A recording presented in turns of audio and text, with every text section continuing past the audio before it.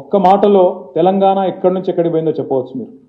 2013-14లో తెలంగాణ తలసరి ఆదాయం per capital income 1,12,162 రూపాయలు మాత్రమే.